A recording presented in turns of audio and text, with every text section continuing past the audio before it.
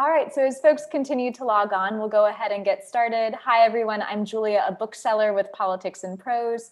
We're live with Clare Sestanovich and Brandon Taylor discussing Objects of Desire. You can follow the link in the chat to purchase the book directly from us at Politics and Prose. If you have a question for our speakers, please use the Q&A feature at the bottom of the screen. We'll move to questions in the last portion of the discussion, though we apologize in advance if we run short on time. Additionally, we're glad to offer closed captioning for this event via Zoom's auto captioning service. If you'd like to enable the captions, click the CC live transcript icon at the bottom of the screen. And we do want to thank all of you out there for joining us. We are so grateful to our family of loyal customers who keep our business and our spirits afloat. Let's now move on to this incredible book. A college freshman traveling home strikes up an odd, ephemeral friendship with the couple next to her on the plane. A mother prepares for her son's wedding, her own life unraveling as his comes together. A long-lost stepbrother's visit to New York prompts a family's reckoning with its old taboos. A wife considers the secrets her marriage once contained. An office worker, exhausted by the ambitions of the men around her, emerges into a gridlocked city one afternoon to make a decision. In these 11 powerful stories, thrilling desire and melancholic yearning animate women's lives, from the brink of adulthood to the labyrinthine path between 20 and 30 to middle age when certain possibilities quietly elapse. Tender, lucid, and piercingly funny, Objects of Desire is a collection pulsing with subtle drama, rich with unforgettable scenes, and alive with moments of recognition, each more startling than the last. A spellbinding debut that announces a major talent. Clare Sestanovich is an editor at The New Yorker. Her fiction has appeared in The New Yorker, The Paris Review, Harper's, and Electric Literature. She'll be in conversation with Brandon Taylor, the senior editor of Electric Literature's Recommended Reading and a staff writer at LitHub. He is the author of the acclaimed novel Real Life, and his new collection, Filthy Animals, was published June 22nd. On behalf of Politics and Prose, please join me in welcoming Clare Sestanovich and Brandon Taylor. Thank you both. Thank you so much, Julia. This is an especially fun event for me since I'm a DC native, so Politics and Prose is one of the first independent bookstores that I wandered through as a kid. I'm going to start out with a short reading, and it's from a story called Make Believe in the middle of the collection. One week after I told Arthur to stop contacting me, I got a job with a celebrity. The job was on a commercial, doing all the things that fell through the cracks.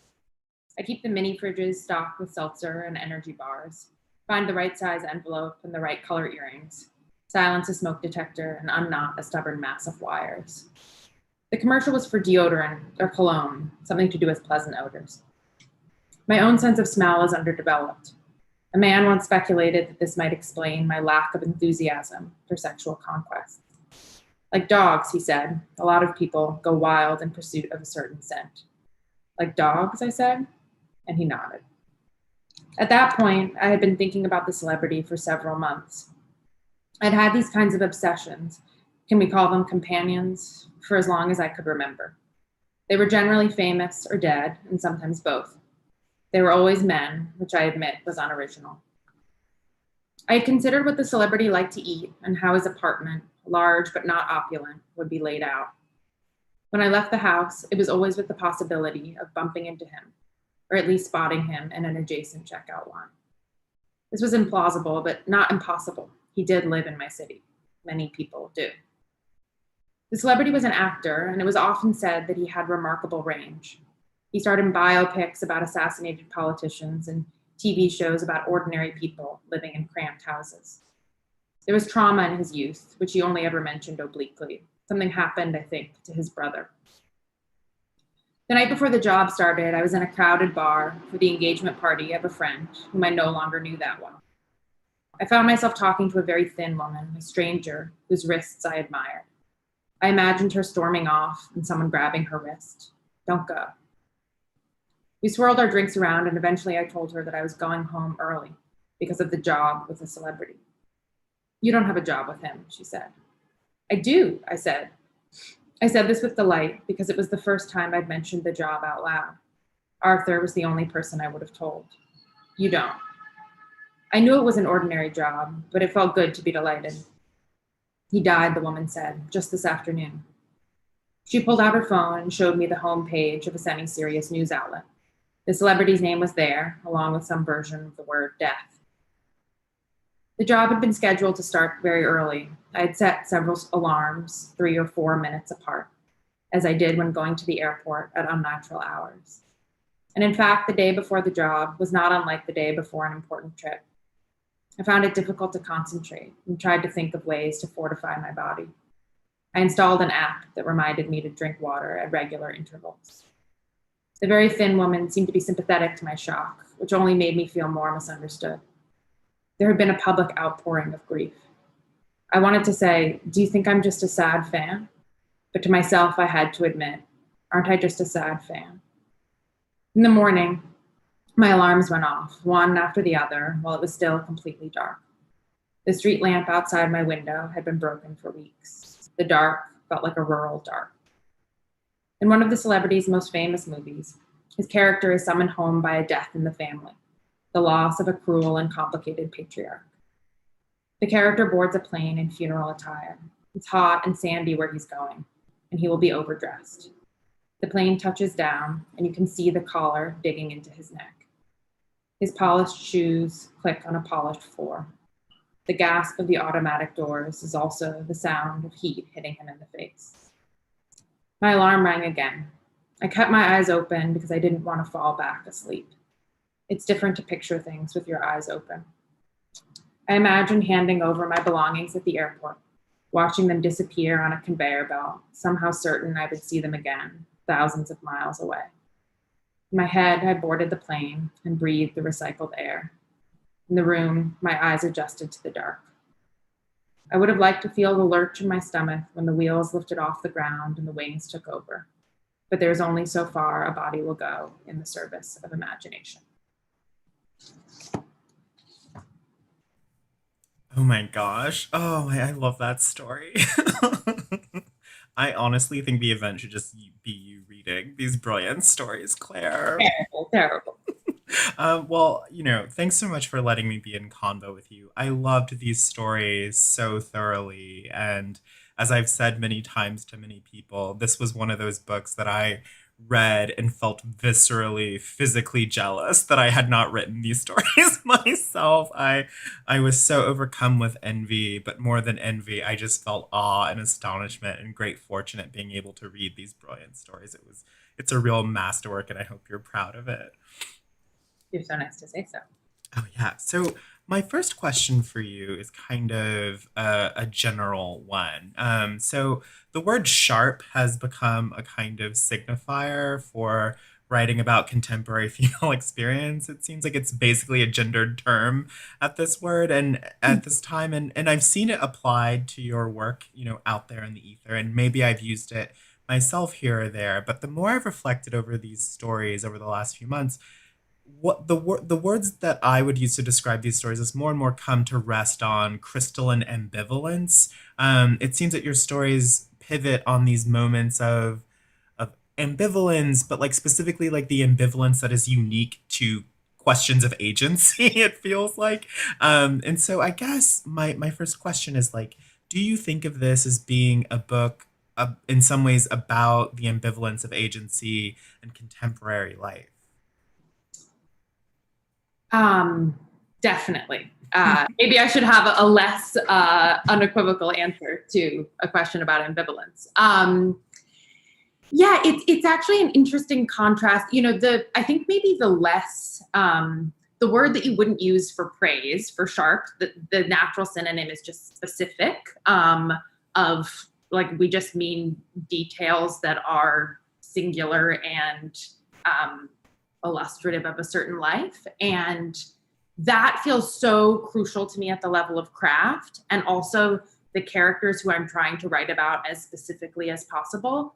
I think they themselves feel like non-specific people. That's sort of the identity crisis that their experience is am I singular in any way, or is this life interchangeable with somebody else's? And I am, part of the reason why a number of the characters are in their 20s or I guess thereabouts is they are wondering, like, what am I going to make of this potentiality that could be anything or could be nothing?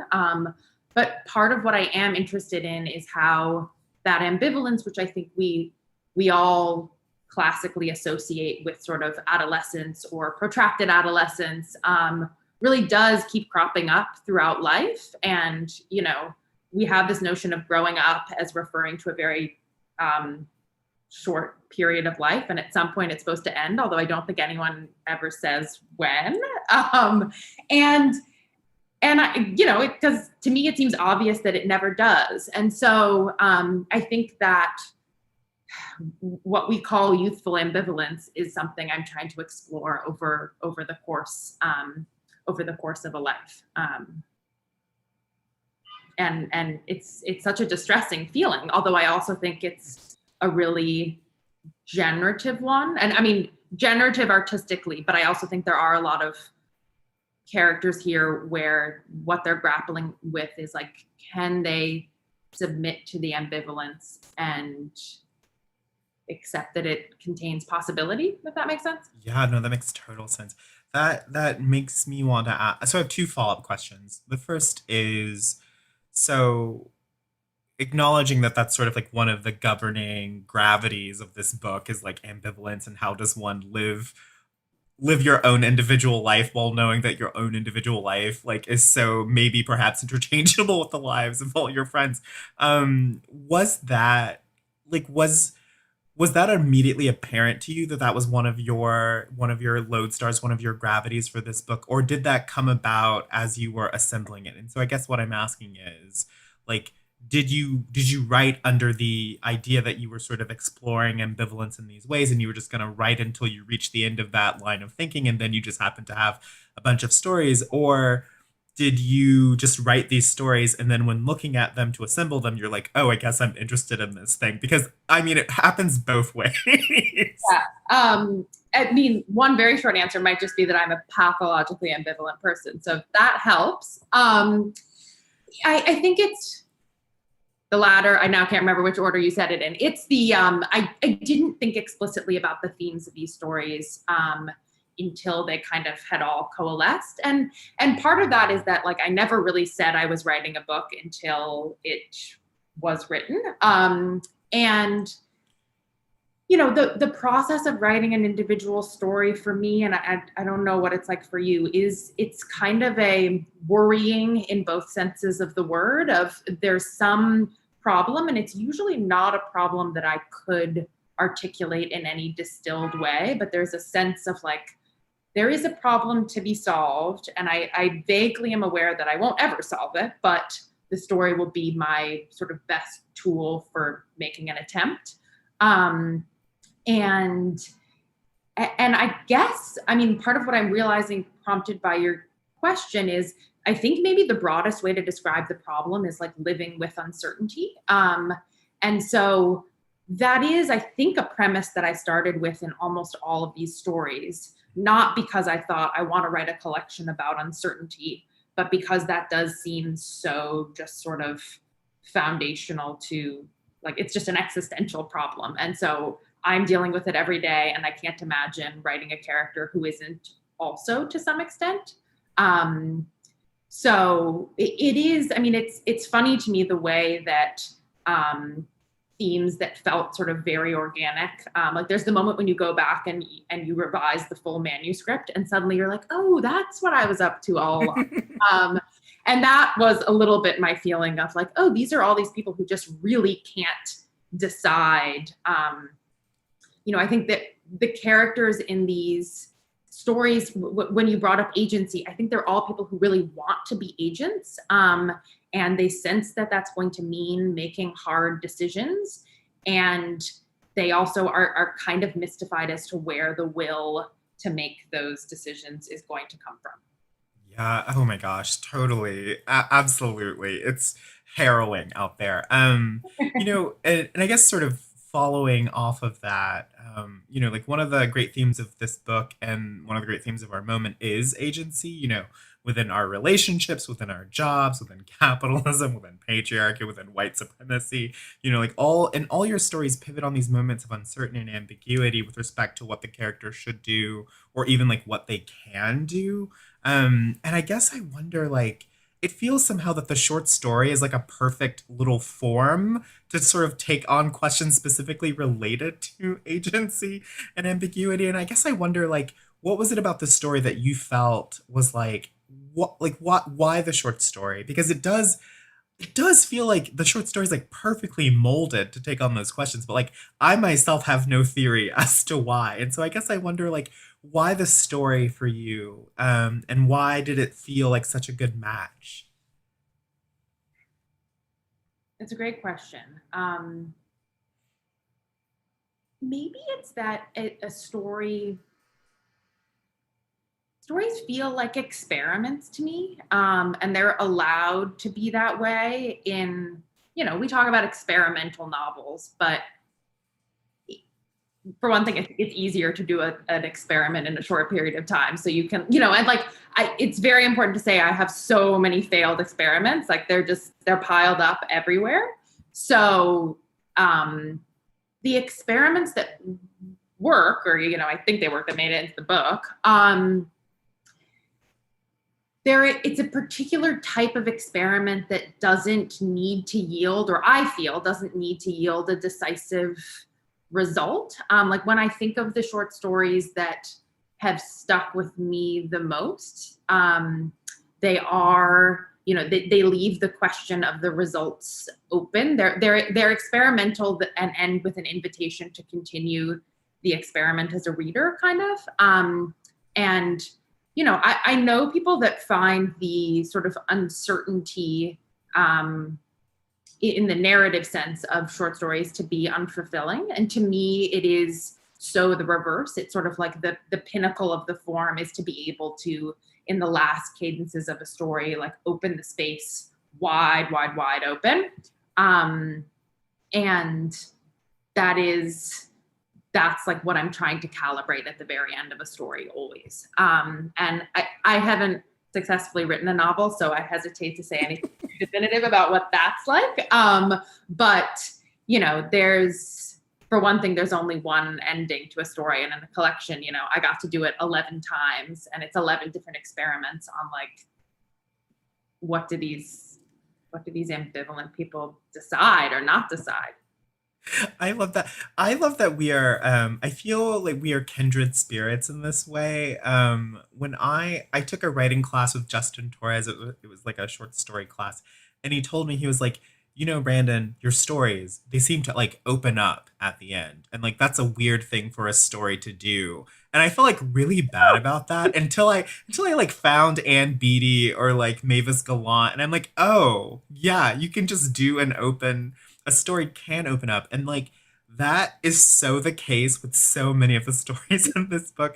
I think I'm thinking especially of like the final story, separation, especially. Like that is a story that just like it feels in some ways like that is a story of like sequential like openings up. Like that story is so much about a character whose life seems to just like rupture open at almost every at almost like every turn, and you do it again and again and again. It's like what is it about that opening up that so appeals to you? Yeah, I mean, I think part of it is that those openings are, I mean, I'm glad you brought up separation. It's the story in the book that covers the most amount of time, and it also is the story that contains the most elision of time.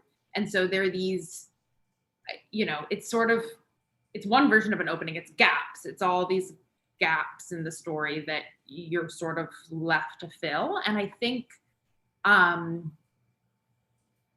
it feels so generative to me because that space is so terrifying. And I think there's nothing in our lives that produces quite the same feeling of dread and fear and, existential terror. And by the same token, it's also the greatest source of hope, and like if anybody's ever going to change, it's going to be by like occupying a different space in their life or in other people's lives. But this question of elision, which is really operative in the opening of Separation, the final story, is, you know, I'm thinking of what your workshop teacher said to you, which is like opening up, maybe not such a good thing. And I sympathize with it a little bit, or like, I think it's something I would probably tell students as well, because there is such a thing as leaving too much out. And that to me felt like, I think one of the main calibrations I had to do as a writer learning to write was like, how much can you leave out? And Separation, oddly, it's the last story in this book. It's actually the oldest one. So I wrote it first. And that felt like this, speaking of experiment, like an experiment with like, what can I take out and still leave you with enough specificity to feel like you understand this person? And I had this immediate sense when I wrote that story of like, oh, I made this work. But truly every time I start writing a new story, it's like, can I make it work again? Can I find that right balance of like the openness and the elision that will leave you feeling possibility, and like, will I just confuse you?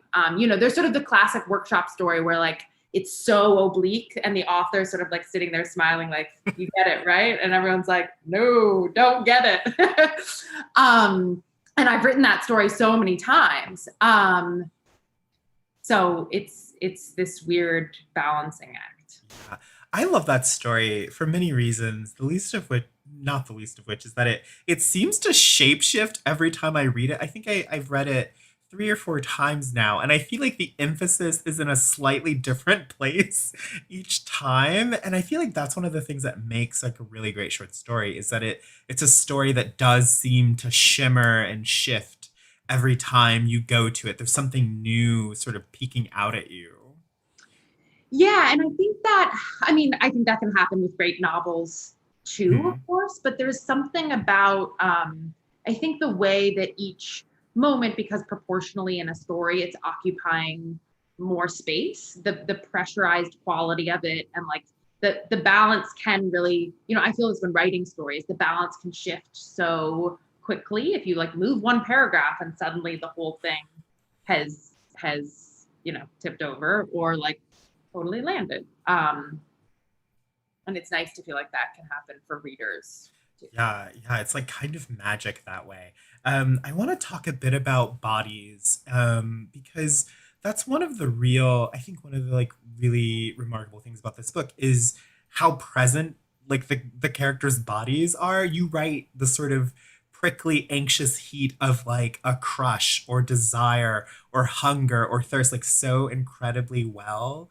And you conjure bodies in these like really deft, really matter of fact terms and ways, and the way that you write about sex and the sort of the messy awkwardness of sex, like in A Separation, for example, where it is just like so funny and she's just like hanging out naked. Like it's just a great moment. And so I guess like, could you talk a little bit about the physicality of desire, the sort of physicality of like existence, and finding ways to get that into a story, and like why it's important that the body be in these stories? Yeah. Yeah, it's funny. I'm realizing for the first time, like I'm so uninterested in what these characters look like. And I'm so interested and curious about like what it feels for them to be embodied. You know, I think the preoccupation with embodiment and felt experience is sort of part of what we've been talking about already, the ambivalence of like, it's so extremely weird to me that we are in our bodies and sometimes feel that so inescapably, like that fact can be overpowering in some moments and can feel almost irrelevant in others. And, you know, a lot of these stories emerge out of like weird feelings of disjuncture that I have. And that is definitely one of them. Is sometimes the body is the most salient thing, and sometimes the mind is, and we're sort of all left feeling like, I guess we're all just dualists now or something. And we have to make sense of it. And yeah, it's the question of like what is good sex writing is so elusive to me. I was thinking about it in the context of an interview the other day, and realizing there is this, you know, there was a revelation that I feel like I had as a late teenager of like, oh, my friends and mostly women, like they can really talk about sex. Like this is so cool. I kind of thought that like only boys could talk about sex, or like could only be like crass and confident and honest. And that honesty felt so, it did, I think I would have said at the time, like, this is so empowering. Like we've got the language for it. And then there was this other revelation of like, oh, the language actually, like you can do that and still it can be like totally unrelated to what your experience of sex is like or your experience of your body, and trying to make sense of that dissonance is so intriguing to me, and like why it can feel like you know, there's rationally and intellectually you'd be able to like have a conversation with your friend about like what your greatest desires in life, and then like when it comes down to the bodily questions of it, it's an entirely different story. It's endlessly fascinating and also distressing a lot of the time. Yeah, I mean, and I also think of the body as just being like the one true conduit, or one of the true conduits of like the site of action that the world has on you. Like it's like you're literally just like a little antenna going through the world collecting the world's sensations and such. And I always feel like the body sometimes in fiction is, it's like it's so obvious that like writers just kind of like overlook it, overlook like the body as like a site of narrative heat or interest. And I feel like in your stories you bring us again and again back to the body in all these like really subtle ways. Like when a character puts a hand on another character's thigh, like I feel somehow that I can feel that. And like I can feel like when like in separation, like where she like wraps the towel around her, like I can feel that, all the little sort of micro gestures that bring a character fully to life somehow. And I feel like a lot of writers like forget the body. Like it seems maybe really obvious or basic, but Oh, you know, I we're heady people. We forget the obvious. Yeah, I do think it's also something like writers forget the body, and I guess I basically think a lot of the characters in these stories also sometimes forget their bodies. And you know, there are a lot of characters here who are sort of fantasists in one way or another. They're living a lot in a realm that like maybe isn't reality. And I think they know that and they're anxious about that. And, you know, I'm in the first story, Annunciation, there's this woman named Iris, and she is she's really uncertain about the form that her life is going to take. She just finished college. You know, I think I hope a very relatable form of ambivalence. And she has these intense, like there's a pivotal scene where she gets extremely sunburnt, and like she just, it is a moment where in like a really mundane way, she's reminded of the inescapability of her own body. And she's, you know, like she's been getting totally lost in her thoughts and in the possibilities of her life. And, you know, then there's another moment where she falls asleep on the train and she wakes up and she's totally disoriented. And I don't know, I guess I think of those moments as it's either, well, I guess it could be the body's betrayal, right? It's like, you fell asleep and I was on the train, like, what? Or it's this reminder of like, yeah, you're embodied, and like you have to stay alert to it. You have to be awake and aware to what being embodied in the world is like. And I think we get a lot of those reminders, and it's a question of whether and how we integrate them. Yeah, yeah. Oh my gosh. I could talk endlessly about that. But I want to talk about humor. Like, I feel like this conversation might have led people to believe that this is a very dour, very serious, very buttoned up book. But it is like also incredibly funny. And like funny in ways that I just like laughing at moments I didn't expect to laugh at. And like laughing out of discomfort, laughing at watching a character laughing in sort of sympathy with a character, laughing at like in less than pity for a character. Could you talk a little bit about the role of humor both in these stories and in your approach to writing, and like what you think humor brings to a story? Oh, it's so tricky. Humor is like the most mysterious thing to me, for sure. I think the way that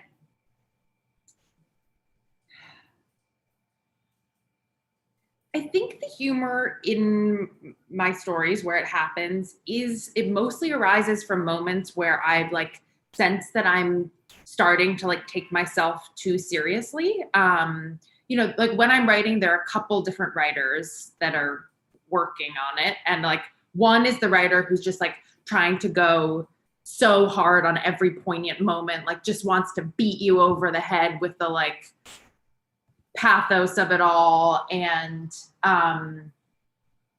then there's the other writer that's just like, whoa, chill out, like that's not why people read stories. And it's both, of course. And so I think it's like there is always a moment though where or multiple moments where I sense myself like going too far down the path of, it's not quite sincerity, but it's like I can just see that I'm going into the woods of a story that like only I'm really going to appreciate the supposed profundity of it or something.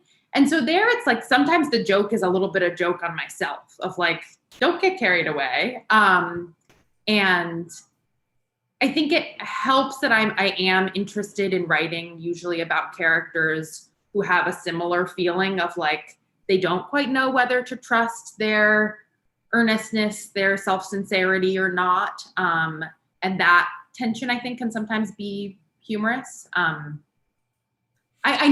hope I'm never like laughing at characters. That's sort of like, I am always, if I sense, and this has happened sometimes of like, I'm writing a character and I realize I'm poking fun at them. And that to me is usually the sign of like, oh, this is not a character to write. Like you're using this as a prop, not as a like psychology to explore. And caricature is just flat. That doesn't work. Yeah. Yeah, and so it's like the humor is adding dimensionality. Like it's like a Yeah, nice counter. exactly. It's a perfect counter note to the pathos. I'm right there with you on the conflict between the writer who's like, make them cry, make them hurt, and then the writer who's like, whoa, we need to open the windows in here and like air this out. Like it is not that dire. I mean, it reminds me of so much of the balance of like the humor and the poignancy in this book reminds me of like that moment at the end of that Lori Morse story, Community Life, where she's like in the stirrups getting the examination by the doctor, and like there's like this like the absurdity of that position coupled with like the intense vulnerability of like remembering that like her parents are dead, and it's like this gorgeous like mingling of poignancy and humor and absurdity, and I feel that this book is so filled with moments like that, all these moments where you kind of start to laugh, like in Annunciation, like you kind of laugh that like this woman is like on a plane between this couple and there's like a pea, like a pregnancy stick going, like across her face. And then the story eventually sort of, then there's that horrifying moment a few beats later where her mom says something and the narrator's like she was sure her mom had killed the baby by talking about, like it's just like so all the time like, oh my god, life is so absurd. And you do that brilliantly. It's fantastic to read. Well, Lori is definitely the master of the true laugh out loud. Would never replicate. Yeah, like ugly laugh until you ugly cry with Laura Moore constantly. I have two questions left before we get to the audience cue. So everyone put them in the boxy box. One of them is kind of a silly question, I guess, which is like, who are the writers who were haunting your dreams as you were writing these stories? Like, who are those writers who you kind of, I always think of like short story writers as having like a little constellation of saints they sort of they navigate by, the saints in the sky that they navigate by. So like, who are some of those writers for the stories in this book? And I guess like I have one last technical question, which is like, we've talked a lot about ambivalence and bodies, and we've talked a lot about the sort of heady concerns of this brilliant book. But like, how do you go about dramatizing it? Because we're essentially talking about how do you dramatize the uncertainty of being like 25 to 28 and being too young to consider yourself like fully an adult and still like being too old to take your adolescence too seriously. Like, how do you dramatize that peculiar loneliness? Um, I'm gonna take the easier question first. Um, the ultimate saint, and it's like too obvious to even say, but is Alice Munro. And there are times when I just feel like you could read her all day and read nothing else, and you'd be sad. Um, but she's sort of like, I actually think she's probably the first short story writer that I read. And read like early at a time where I was like not getting what was going on, but sensed like this is the real stuff. And she's just so unimpeachably good that it's almost like, what can you even say? I think when I started writing these stories in earnest, I was really, I think the writers that shifted things for me were writers that I felt were doing really interesting things with compression. So like Amy Hempel's stories were totally revelatory to me. And just like everyone should go buy her collected stories. They're so good. You can read them instead of checking your phone in 5 minutes. And Grace Paley in a similar way, like how true feats of compression that were totally astonishing to me. And I think actually some of those were short story writers, but there's also a way that fragmentary novelists, I think, can or taught me something similar. And the book that I think everyone should be reading, and we aren't reading enough, is Mary Robeson's Why Did I Ever? And that's like, it's not short stories, but it's all these tiny, like jam-packed details. Actually, this is going to be a great segue to your second question, maybe. Let's hope. And Garth Greenwell's cleanness was like totally broke open everything for me at a moment when I really needed it to be. And that's it. It would be wrong to say like it's the opposite of compression, but there's something about like the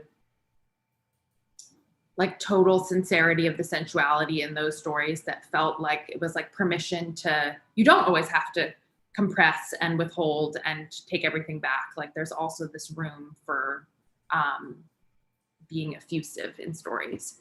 And maybe the last person I'll say is Miranda July has written some of my favorite stories, and I just want her to pivot and be a full-time short story writer. I skip all these other projects. Okay, I was saying Mary Robeson. Oh, so I think, I have no idea how to actually put uncertainty on the page. I'm trying it out anew each time I sit down. I think it does have to do with like finding the right details somehow, or like part of why short stories are so alluring to me is that the premise is like, we're going to give you a glimpse of somebody's life, and it's only going to be a glimpse, and it's not going to be illustrative in the sense of being representative, but it is going to be insightful. And I think like once I like embraced that premise of like, we are just getting one look, and now you have to really think about like which looks are you going to give, that doesn't sound like a helpful formula, I realize, but that is kind of the best I could do every time I sit down. Or you know what, there's in these two stories of yours, there's this moment where you realize that you're looking into a different story, like you're seeing the babysitter. Do you know what I'm talking about? Mm-hmm. And there is a way that sometimes when I'm writing stories, I think about like being in a different story and looking into it and thinking like, is what I'm seeing here in just this one like window frame going to tell me something I need to know about this character's life? And that can be a helpful heuristic somehow. Yeah. Yeah, I think that that's totally right. Like the places that one, that right detail will take you, and then it's the detail, but then all of the shadow that is like embedded in the details. So it's like the details within the details, if that makes any sense. But I mean, I think it's like the way that you dramatize and turn so many of these moments of ambiguity and uncertainty like into narrative is like really extraordinary because like one could imagine like sitting down and write I'm going to write a story about being 28 and not knowing what to do with my life. And like I think many people have read less successful versions of those stories. But what makes these stories to my mind so electric is that there is something so alive to them. There is something so feral and like questing and searching and electric in these stories, and it does feel that they are in some part like activated by some sort of interior weather. Like there is even when I don't have access to like what the characters are thinking necessarily, there is like this incredible interior weather that you can almost feel from the outside. I like that interior weather. And it is, I guess it's also, maybe this is the simpler thing to say. It's like figuring out how to do that is the first step is like just being very curious about it. Like even this phrase interior weather, I'm now thinking like, how can I want to know about these people's interior weathers. The forecast is, what's it going to be like? Yeah. And I think that is like what it is to be in the world, right? Like as an observer, it's like when you're watching people in a cafe, that sort of time honored occupation of writers the world over. Like part of what makes us want to know those people is that we can see some interior state that we can't name in any great specificity, but that like we glimpse it, and like that's enough to know that something is in there, and Right. you've got to figure it out. Right. And maybe we think we're glimpsing it and really we're just projecting it completely. That's really interesting too, you know? I think often we're projecting it, but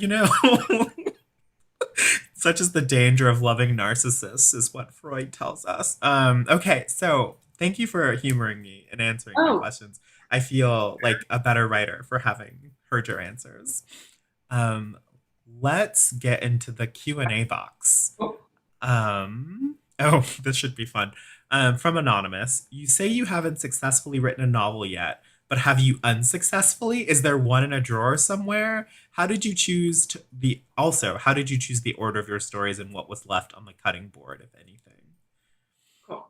Have I unsuccessfully written a novel? Definitely. I I did an MFA, as many aspiring writers do. Single greatest achievement of that MFA was just chucking the novel I thought I was writing. I am currently working on a novel that I'm hoping won't meet the same fate, but TBD. Um, the order of the stories, I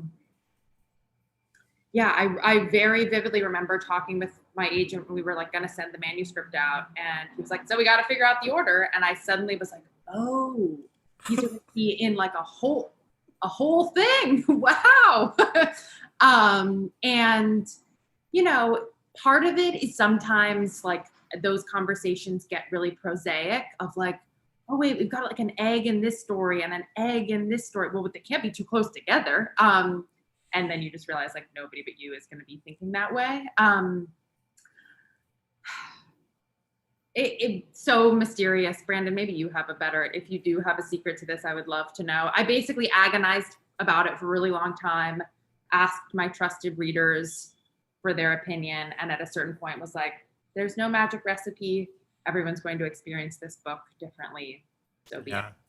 I think that I'm a bit of an aberration in this score because I never write standalone stories. I'm always like writing stories into a manuscript. And so I write the stories in the order in which they will appear usually.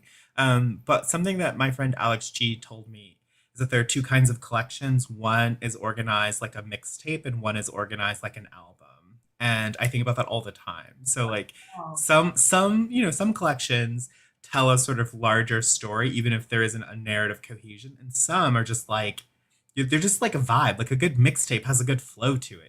So yeah. those are some strategies. But I think it all sorts itself out in the end, probably, right? One has to hope. Plus, there are people who jump around in story collections, which is the Yeah. thing that I just Yeah. blows my Yeah. mind. Okay, so thanks for this wonderful collection, Claire. I'm wondering if you talk about how you personally changed during the process of writing objects of desire? That's a great question. Um,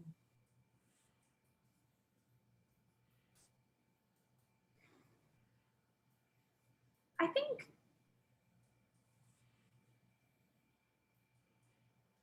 one thing that's interesting about writing a story that ends up in a collection is that you end up revisiting the story a long time after you originally wrote it. And that's actually the oldest story in this book is probably like 5 years old, and the newest one is from last summer.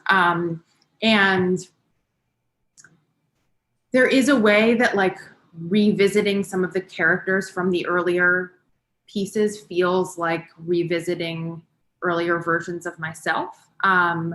And not because they bear like particular similarity, but I can like see the mind that was producing them in a way that I think it's even different than it would be like if I kept a journal, which I lack the discipline to do, but I think it would be slightly distinct from that. It's sort of like, it doesn't feel like I'm seeing myself. It feels like I'm seeing the texture of what life was like back then or something. And I think what it mostly does is like makes me feel a sort of like heightened empathy toward the characters I'm writing about. I have a very, like, I feel deeply invested in characters, and the more kind of like different than me they seem, the more like proprietary toward them I feel, or something like that. And so it's often in revisiting a long time afterwards that I feel the most sort of like tenderness toward characters or something. It's almost like, I don't know, to experience a nostalgia for a story is a funny experience, and that's kind of what it's like. Oh my gosh. Same. Like literal same. It's such a vibe. I often too feel like wow, I was going through it when I was writing that story. Yeah. Wow, it's like all the secondhand memories start flooding. It's like going through therapy to revise a story that's like 5 years old. Wowie. Okay. This is an interesting question. So one of the authors you cited as opposite of compression. Can you repeat the name? Oh, Garth Greenwell. I don't want to go on the record as opposite of compression, but great writer. We should all be ordering his book. So I'm gonna text him after this and tell him you said that. oh, But I do think there's something kind of like spilling about his sentences and his sentiments. So I don't think that's he also hates minimalism. So you are not great. off the mark there at all. What quality do all the authors you mentioned, Robeson, July, Hempel, Monroe, share? If they do, and why does it have an impact on you? That's a great question. In some ways, they're all very different, and that's kind of the pleasure of, speaking of mixtapes and albums. I definitely feel like when writing a book, I want to have a very like polyphonic soundtrack going, because I'm a like shameless borrower of things from, I hear a certain voice in a Miranda July, and I'm like, now I will write all my sentences like this. And then I hear someone else and I'm like switching registers completely. So I think having the mix is really important. I think there actually is, it's funny, I hadn't thought about this, or might not be thinking of it had you not asked Brandon about humor, but there is a sensibility toward humor that I think unifies those authors. Mary Robeson in particular is hilarious. But it's an understated, it's like, it's the humor of like mundane absurdity that you just like encounter all the time. And I think we look past a lot, but part of what is wonderful about these writers is they're like adjusting the lens of their writing in just a certain way that suddenly like normal things become extremely amusing or just arresting, or both. Yeah. Oh, there is like an atmosphere conducive to productive noticing in all of those writers, I feel. And yeah, Alice Munro though, underrated hilarity in Alice. Oh, she Because like Alice Munro like will kill a character in like a one sentence paragraph, and I don't know why, but I laugh and scream every single time she does it. She's so funny. Alice.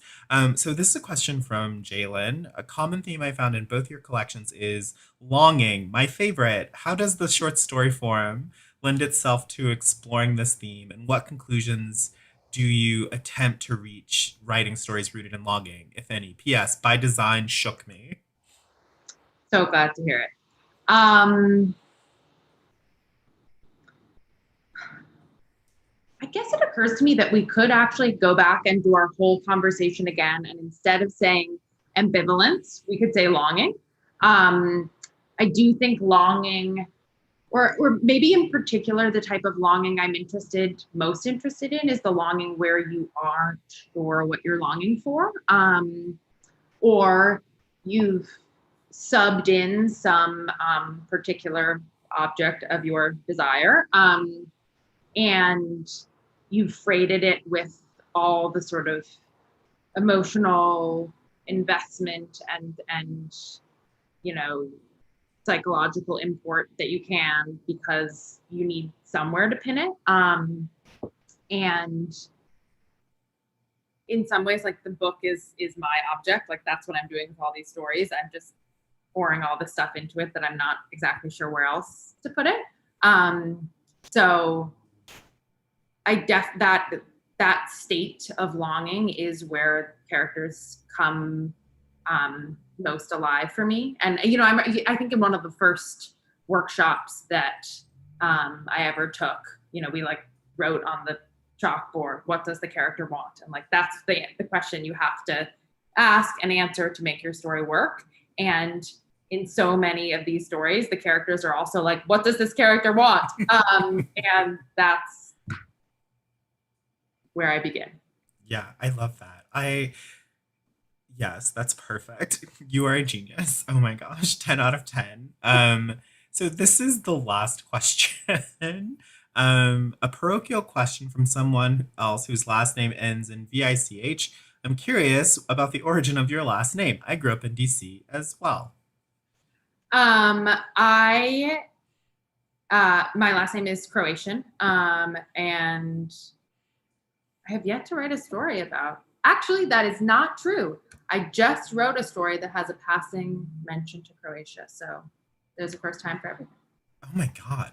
A new Clare story. Oh my god. I felt the earth shift beneath my feet. I cannot wait to read it. Oh my gosh. I'm such a fan. As am I. I love reciprocal fans, and it's so great to have my collection out a week after yours. It feels like Yeah, it's a good omen. Short story summer. I absolutely love that short story summer.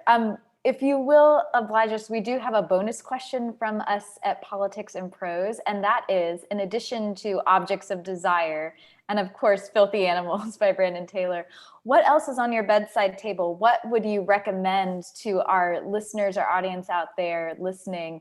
Fiction, nonfiction, what should we get into next? Yes, Claire. The book that I am currently reading is Erasure by Percival Everett, and couldn't recommend more. So that is one that I will put on everyone's list.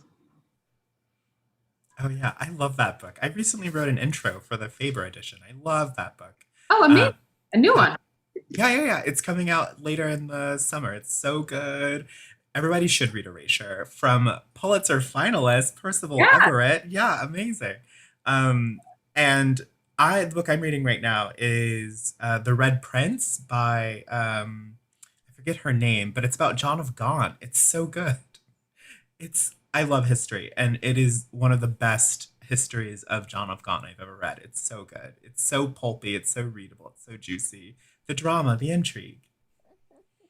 I love that word, pulpy. Well, thank you both so much. We here at Politics and Prose just want to sincerely thank Clare Sestanovich, Brandon Taylor, and our audience out there for tuning in with these really thoughtful and engaging questions.